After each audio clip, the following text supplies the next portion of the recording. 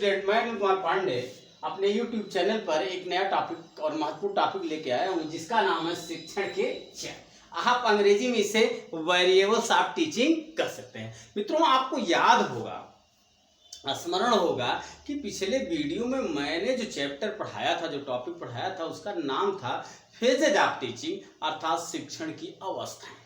तो शिक्षण की अवस्था जो चलती है कक्षा के दौरान, शिक्षण के दौरान, उस शिक्षण की अवस्था में कौन कौन से चर रहते हैं या कौन कौन से ध्रुव रहते हैं, इस पर चर्चा करने के लिए मैं आज आप लोगों के सामने प्रस्तुत हूँ। वैसे तो चर शब्द एक अनुसंधान की भाषा है। चर शब्द एक अनुसंधान की भाषा है, और भाषा ही नहीं बल्कि अनुसंधान विषय में एक बहुत महत्वपूर्ण चैप्टर है जिसका नाम चर है, जिसे आप अंग्रेजी में क्या कह सकते हैं, वेरिएबल्स कहते हैं। वैसे जो ये शिक्षण के जो ध्रुव बताए गए हैं, जिसमें सबसे पहले नाम आता है किसका, जॉन एडम्स का आता है। तो जॉन एडम्स महोदय ने शिक्षा के कितने ध्रुव बताए हैं? उन्होंने शिक्षण को क्या कहा है? उन्होंने कहा है कि शिक्षण दो ध्रुवी प्रक्रिया, अर्थात वो कहना चाहते हैं कि शिक्षण में दो ध्रुव, दो पोल होते हैं। क्या होते हैं? दो पोल होते हैं या दो ध्रुव होते हैं, या फिर इस स्ट्रक्चर को आप देखेंगे तो यहां भी तीन दिखाया गया कि तीन स्ट्रक्चर या तीन पोल होते हैं। तो जो शिक्षण में तीन और टू पोल होते हैं, उसमें जैसे कि जॉन एडम्स ने कहा कि शिक्षा में कितने पोल होते हैं, टू पोल होते हैं, अर्थात शिक्षण दो ध्रुवी प्रक्रिया। तो दो ध्रुवी प्रक्रिया में कौन कौन आता है? नंबर एक पर आपका आता है कौन, ये आपका स्वतंत्र चर, मतलब ये आता है शिक्षक, और नंबर दो पे आता है कौन, छात्र। जॉन एडम के अनुसार कि शिक्षण में केवल दो ध्रुव आते हैं। पहला ध्रुव है शिक्षक और दूसरा ध्रुव है क्या है दूसरा ध्रुव क्या है, वो है छात्र। लेकिन जॉन एडम्स महोदय के आगे भी वैज्ञानिकों ने सोचने का प्रयास किया और सोच करके एक बहुत महत्वपूर्ण और मशहूर नाम शिक्षा के क्षेत्र में आया। शिक्षा मनोविज्ञान में आज भी विद्यमान है, शिक्षा दर्शन में भी विद्यमान है, जिनका नाम है, क्या नाम है, दूसरे नंबर पर जो जिनका नाम है वो है जॉन डीवी। क्या नाम है? जॉन डीवी इनका नाम है। और ये कहाँ के रहने वाले थे? अमेरिका के मनोवैज्ञानिक थे। और इन्होंने एडम के द्वारा कही गई बात कि शिक्षण दो ध्रुवी प्रक्रिया को क्या कर दिया, नकार दिया। और नकारने के पश्चात उन्होंने क्या कहा कि शिक्षण दो ध्रुवी प्रक्रिया नहीं है। अर्थात कहने का मतलब जॉन डीवी के अनुसार कि शिक्षण प्रक्रिया में केवल शिक्षक और शिक्षार्थी नहीं होते हैं, एक पोल और होता है, अर्थात एक ध्रुव और होता है। उस ध्रुव का क्या नाम है? जॉन डीवी के अनुसार, जॉन डीवी ने कहा कि शिक्षा त्रिध्रुवी प्रक्रिया है, अर्थात शिक्षण प्रक्रिया में तीन ध्रुव होते हैं। नंबर एक पर शिक्षक होता है, नंबर दो पर छात्र होता है, और नंबर तीन पर कौन होता है, पाठ्यक्रम होता है।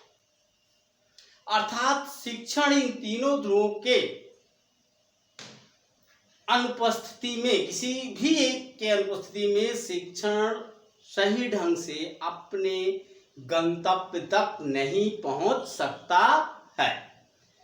तो जॉन एडम्स का कहना था शिक्षण दो ध्रुवी प्रक्रिया है, लेकिन जॉन डीवी जो अमेरिकन मनोवैज्ञानिक थे, इन्होंने आगे जॉन एडम्स से एक कदम आगे निकलकर यह कहने का प्रयास किया और यह सिद्ध करने का प्रयास किया कि शिक्षण तीन ध्रुवी प्रक्रिया है। उसमें कौन कौन चीजें शामिल हैं? नंबर एक पर उसमें शिक्षक है, शिक्षार्थी है, और पाठ्यक्रम को भी शामिल किया गया। पाठ्यक्रम को सामाजिक क्रियाएं भी कहा जाता है। जॉन डीवी के अनुसार कि इसे आप या तो पाठ्यक्रम कहें या फिर क्या कहते हैं, सामाजिक क्रियाएं कहते हैं।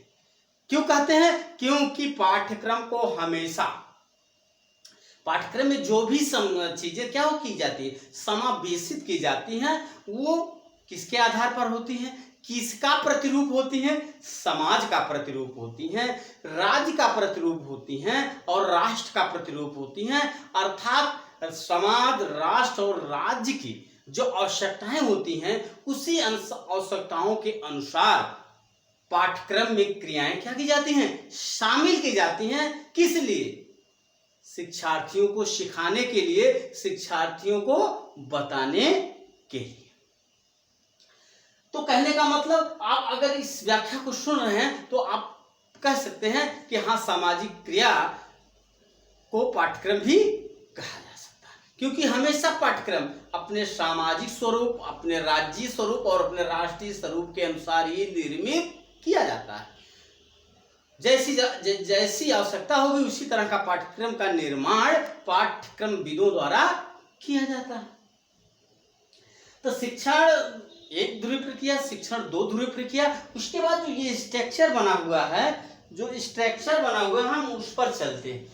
जो स्ट्रक्चर बना हुआ हम उस पर चलते हैं और ये कहते हैं, ये बताना चाहते हैं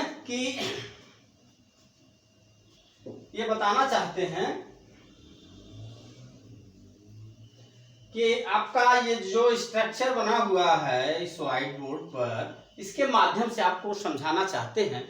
तो यहाँ एक नया शब्द जो वास्तव में शोध का शब्द है, अभी मैंने पहले कहा कि वह शोध का शब्द है। वो शोध का शब्द कौन सा है? ये है चर। क्या है? चर। जिसे आप क्या कहते हैं? वेरिएबल्स कहते हैं। उसे अंग्रेजी में क्या कहते हैं? वेरिएबल। अब प्रश्न यह उठता है कि चर क्या है? तो मैं आपको बताना चाहूंगा कि चर क्या है। चर क्या है? ये चर जो है क्या है? चर एक इकाई है। चर वह इकाई है जिसका मापन किया जा सकता है क्वांटिटेटिव या क्वालिटेटिव रूप से, अर्थात परिमाणात्मक या गुणात्मक रूप से जिस इकाई का मापन किया जाए उसे हम क्या कहते हैं? चर कहते हैं। और सरल शब्दों में यूं आप कह सकते हैं कि चर वह इकाई है जिसका मापन किया जा सके, अर्थात यह कहा जा सकता है कि वह इकाई चर कतई नहीं हो सकती जिसका मापन किया जाना संभव नहीं। चर उसी को कहा जाता है जिसका मापन क्या हो? संभव हो। जिसका मापन संभव नहीं है उसे चर नहीं कह सकते। तो मित्रों, आप देखिए स्ट्रक्चर के आधार पर डियर स्टूडेंट्स कि ये मैंने क्या बना है? ट्रायंगल बना दिया है, त्रिभुज बना दिया है और तीनों उस पे तीनों ध्रुवों, तीनों पोलों को रखा हुआ है। अब जब चर मापन योग्य है तो जब उसका मापन किया जाएगा तो चर क्या होगा? या तो प्रभाव डालेगा या प्रभावित होगा। दो में से एक क्रिया जरूर होगी। अगर ये दोनों में से एक क्रिया नहीं हो रही तो वो चर क्या है? निष्क्रिय चर होगा। तो वो चर नहीं है तो वो हो सकता मापन न कर पाए। लेकिन यहां पर आप देखिए तो कितने चर बताए गए हैं? एक चर क्या है? स्वतंत्र चर बताया गया है। एक चर क्या बताया गया है? बाह्य चर बताया गया है। और एक चर क्या बताया गया है? परतंत्र चर बताया गया है। तो कहने का मतलब ये इंडिपेंडेंस वेरिएबल्स और ये डिपेंडेंस वेरिएबल्स और ये एक्सट्रेनियस वेरिएबल्स, इसे अंग्रेजी में कहा जा सकता है। तो मित्रों, आप देखिए जो तीन ध्रुव अभी मैं चर्चा कर रहा था कि जॉन डेवी ने बताया कि शिक्षण तीन ध्रुवीय प्रक्रिया है और तीन ध्रुवीय प्रक्रिया में शिक्षक है, छात्र है और पाठ्यक्रम है। तो यहाँ पर जो चर तीनों इन्हीं को चर कहा गया है। कि शिक्षण में कितने चर होते हैं अगर आपसे पूछा जाए तो शिक्षण में कितने चर होते हैं? शिक्षण में तीन चर होते हैं। नंबर एक स्वतंत्र चर, नंबर दो प्रतंत्र चर, नंबर तीन बाह्य चर या एक्सट्रेनियस वेरिएबल्स इसे कहा जाता है। अब कैसे जो है शिक्षक स्वतंत्र चर है, कैसे छात्र प्रतंत्र चर है और कैसे पाठ्यक्रम क्या है? बाह्य चर है। मैं इसे इस स्ट्रक्चर के माध्यम से, इस प्रतिमान के माध्यम से, इस फिगर के माध्यम से यह सिद्ध करने का प्रयास करता हूं। तो मित्रों देखें, शिक्षक को मैंने क्या लिखा हुआ है? स्वतंत्र चर लिखा हुआ है। शिक्षक को क्यों स्वतंत्र चर कहा गया है? मतलब इंडिपेंडेंस वेरिएबल उसे क्यों कहा गया है? क्योंकि शिक्षक किसी से प्रभावित नहीं होता है। वो क्या करता है? दोनों को प्रभावित करता है। किसको? पाठ्यक्रम को भी प्रभावित करता है और छात्र को प्रभावित करता है। क्योंकि आप अपने छात्र जीवन में यह देखे ही होंगे कि छात्र क्या करता है। छात्र पढ़ता है और शिक्षक क्या करते हैं? पढ़ाते हैं। अर्थात जो शिक्षक पढ़ाता है वही छात्र क्या करता है? पढ़ता है। और उसी तरह का क्या करता है छात्र? जिस तरह का शिक्षक अनुकरण करता है, कार्य करता है, उसी का शिक्षार्थी क्या करता है? अनुकरण करता है। तो यह सिद्ध होता है कि शिक्षा के एक स्वतंत्र मतलब चर है और छात्र एक क्या है? परतंत्र चर है। क्योंकि अभी हमने कहा कि शिक्षक जैसा व्यवहार करता है छात्र उसी का क्या करते हैं? अनुकरण करते हैं। अतः इससे सिद्ध होता है कि शिक्षक एक इंडिपेंडेंस वेरिएबल्स है और छात्र क्या है? डिपेंडेंस वेरिएबल्स है। अर्थात छात्र क्या है? किस पर आधारित है? शिक्षक पर आधारित है। तो आप यह स्पष्ट हो गया कि शिक्षक क्या है? स्वतंत्र चर है, छात्र स्वतंत्र चर है। और बाह्य चर पाठ्यक्रम को क्यों कहा जा रहा है? हम उन चरों को बाह्य चर कहते हैं। हम उन चरों को बाह्य चर कहते हैं जो स्वतंत्र चर और परतंत्र चर दोनों पर क्या करते हैं? प्रभाव डाल सकते हैं या डालते हैं। उन्हें हम क्या कहते हैं? उन्हें हम बाह्य चर कहते हैं। जैसे शिक्षक और शिक्षार्थी के बीच अंतः क्रिया चल रही हो, देखिए बीच में ये है, इन तीनों के माध्यम में जो भी क्रिया होती है उसे क्या कहते हैं? अंतः क्रिया कहते हैं।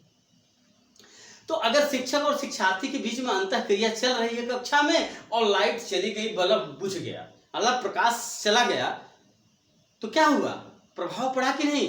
स्वतंत्र चर पर भी प्रभाव पड़ेगा और परतंत्र चर पर भी प्रभाव पड़ेगा और वह प्रकाश तब क्या हो जाएगा? वो बाह्य चर हो जाएगा। एक्सट्रेनियस वेरिएबल्स होगा जो क्या करता है? दोनों को प्रभावित करता है। तो आपका पाठ्यक्रम क्या होता है?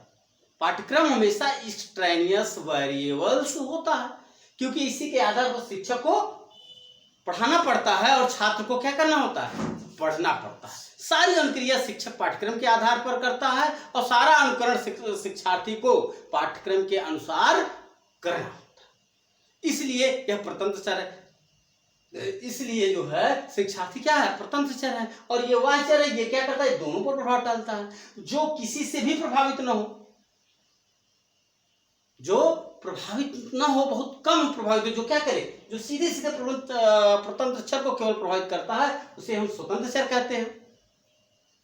और जो दोनों को प्रभावित करता है उसे हम बाह्य चर कहते हैं। अर्थात शिक्षक जो है आपका स्वतंत्र चर है, छात्र जो है आपका परतंत्र चर है, पाठ्यक्रम आपका बाह्य चर है। और इस प्रकार से यह सिद्ध होता है कि शिक्षण में 3 प्रकार के चर होते हैं और इन तीनों चरों के माध्यम से शिक्षण प्रक्रिया संपन्न होती है और समस्त कक्षा की अंतःक्रिया भी इसी से संपन्न होती है। तो डियर स्टूडेंट, आज बस इतना ही।